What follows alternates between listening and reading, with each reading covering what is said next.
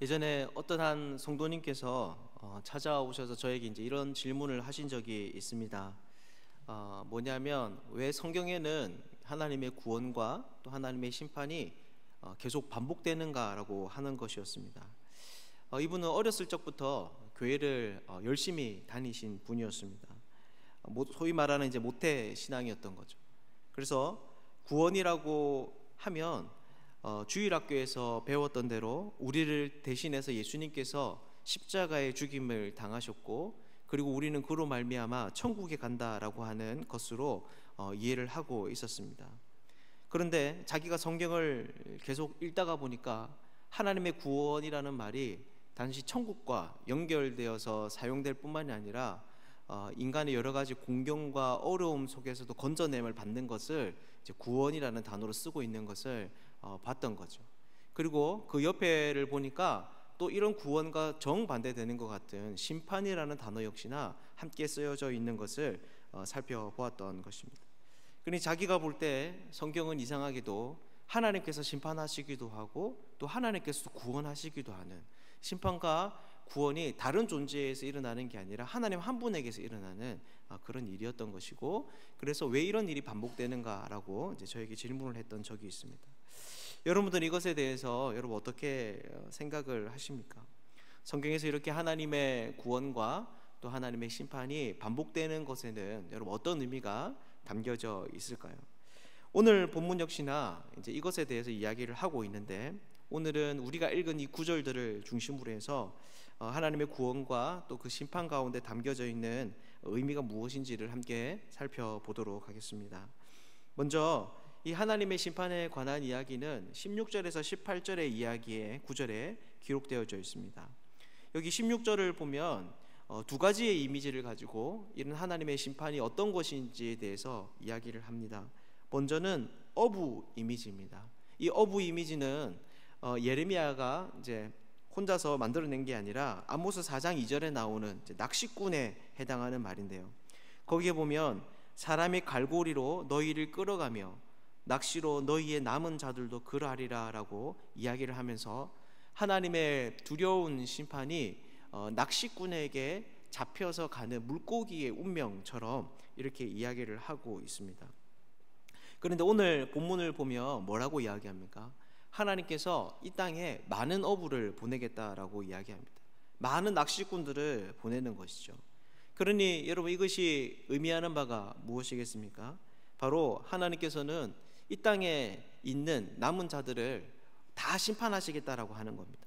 누구는 봐주고 또 누구는 봐주지 않고, 누구는 큰 죄이기 때문에 넘어가고, 누구는 큰 죄이기 때문에 반드시 징계를 당하고, 누구는 사소한 일이기 때문에 그냥 넘어가는 이런 게 아니라 하나님께서는 강력하게 이 땅에 범죄한 모든 사람들에 대해서 심판하시겠다라는 말씀을 바로 이 어부 이미지로 우리에게 알려주는 것이죠.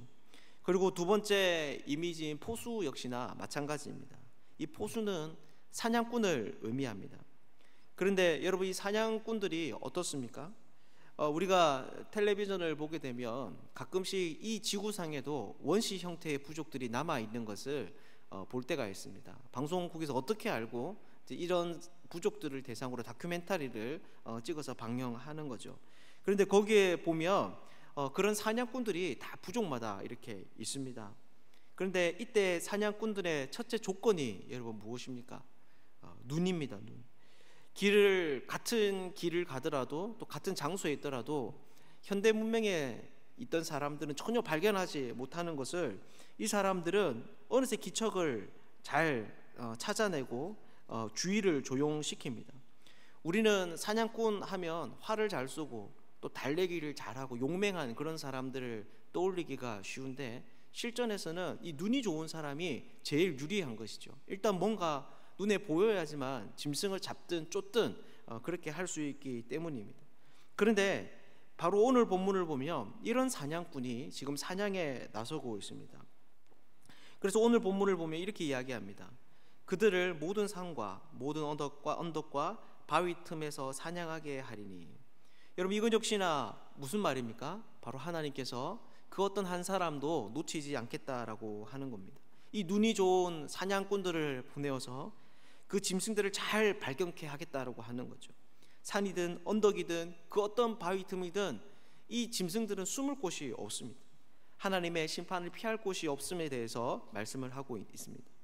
그래서 17절을 보면 다시 한 번 더 이것에 대해서 확정합니다.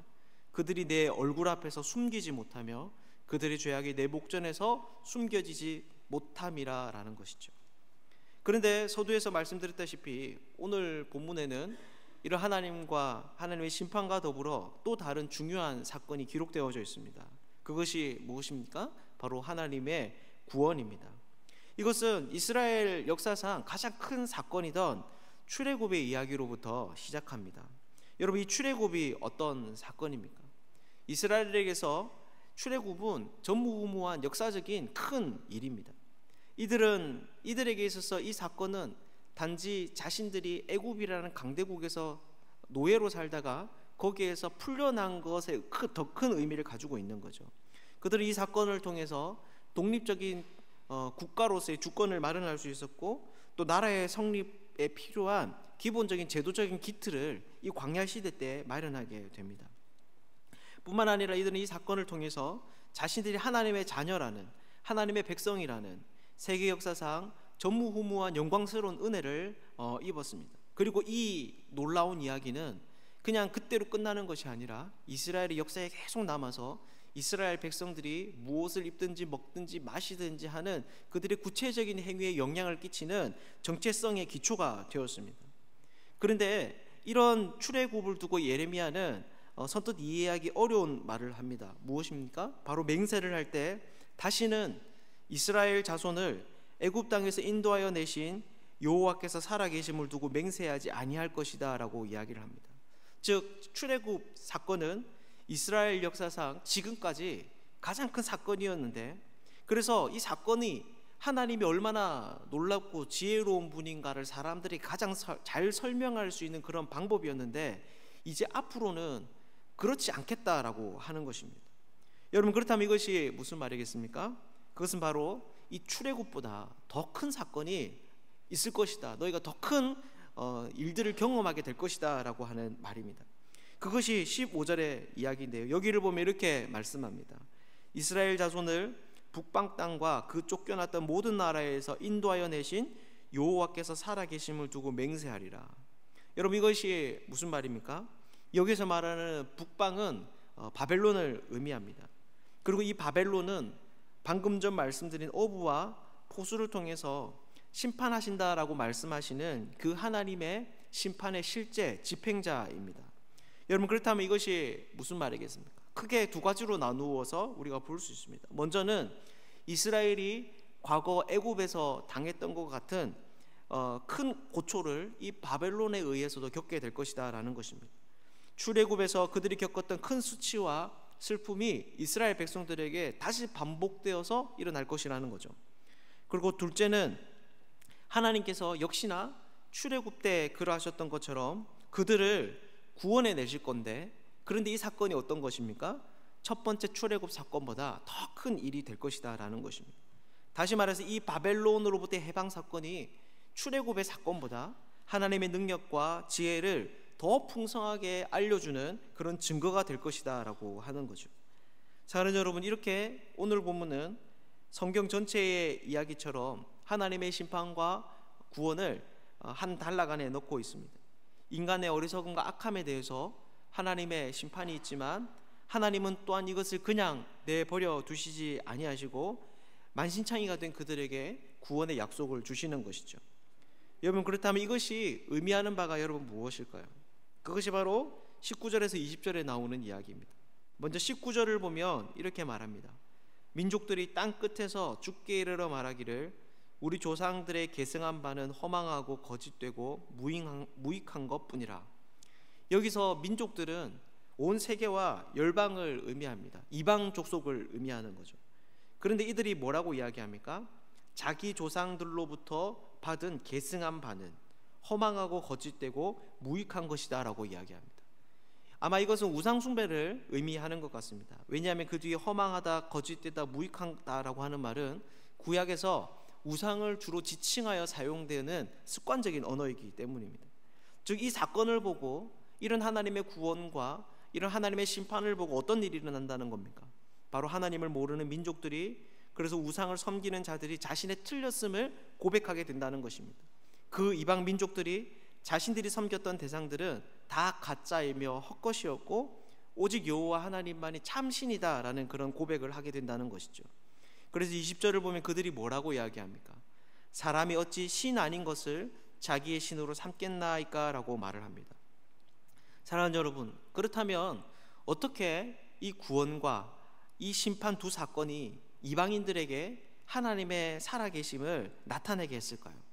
어떻게 이 두 가지 사건이 하나님이 참신이시고 그들이 섬기던 대상들이 헛된 우상임을 알게 했을까요? 그것은 바로 이 심판과 구원에 담겨져 있는 의미가 무엇인지를 생각해 보면 알 수 있습니다. 먼저 하나님은 왜 오늘 이 유다를, 이스라엘을 심판하십니까?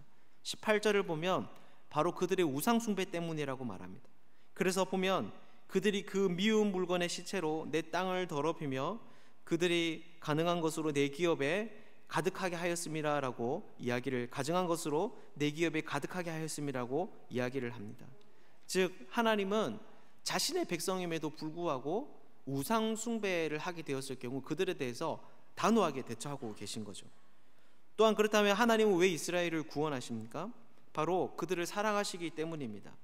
즉 그들을 포기하시지 않았기 때문에, 여전히 사랑하시기 때문에 극심한 심판 속에 다 망가져버린 것 같은 그 잿더미 같은 상황 속에서도 그들을 다시 불러 일으키셔서 신부와 같이 순결하고 거룩한 존재로 회복시키고 계신 것이죠. 여러분, 그렇다면 이것이 무슨 말이겠습니까? 바로 이렇게 구원과 하나님의 심판이 하나님이 참신이라는 것을 나타내는 증거는 바로 이것이 하나님께서는 자신의 뜻을 위하여 움직이시는, 하나님께서는 살아계시는 분이라는 것을 우리에게 보여주는 증거이기 때문입니다. 다시 말해서 하나님은 자신의 뜻과 맞지 않을 때 가만히 계시는 분이 아닙니다.